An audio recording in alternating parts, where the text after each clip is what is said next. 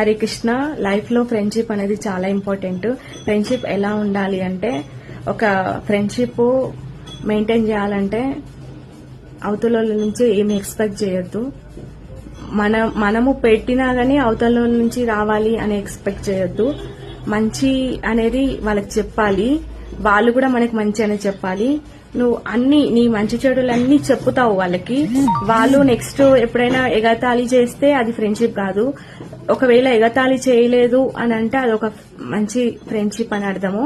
So వాళ్ళు మన words, మనం చెప్పిన ఏవైతే మాటలు ఉన్నాయో వాళ్ళకి నమ్మి చెప్తాం కదా, అలాంటివి మనము తర్వాత కూడా అది మనం వేరే వాళ్ళకి చెప్పకుండా ఉండటమే ఫ్రెండ్షిప్. మనం ఫ్రెండ్షిప్ లో ఎంత నమ్మినా గానీ మోసపోతూ ఉంటాము చాలా మటుకు. ఫ్రెండ్షిప్ లో ఎలా ఉండాలంటే, అసలు ఫ్రెండ్షిప్ ఎలా ఉండాలంటే, కృష్ణ సుధామ ఫ్రెండ్షిప్ ఎలా ఉండేదంటే, అసలు కృష్ణకి లవ్ ఫ్రెండ్షిప్ అంటే సుధామ ఎంత ఇష్టం అంటే అంత ఇష్టము. కృష్ణకి కూడా అంత ఇష్టము, సుధామకు కూడా అంత ఇష్టము. కానీ సుధామ ఎంత బికారి ఉన్నా సరే కృష్ణకి ఇబ్బంది పెట్టొద్దని చెప్పేసి కృష్ణ దగ్గరకు ఓడు. లాస్ట్ కి వాళ్ళ భార్య ఏదో ఫోర్స్ చేయడం వల్ల వెళ్లాల్సి వస్తుంది. కానీ వాళ్ళ ఇంట్లో చూస్తే ఒక చిన్న వస్తువు ఏమంటారు, ఏమైనా తీసుకు వెళ్ళాలి నా ఫ్రెండ్ కి అని అనుకుంటాడు.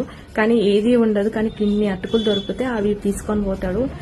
అట్లయినా గాని కృష్ణ దగ్గర సుధామ ఏమంటాడంటే, మంచిగా అసలు ఎంత నువ్వు ఏది ఇచ్చినా నేను తీసుకుంటా అని కృష్ణ అంటాడు. కానీ ఇయ్యాలంటే సుధామకి ఎట్లనో అనిపిస్తుంటది.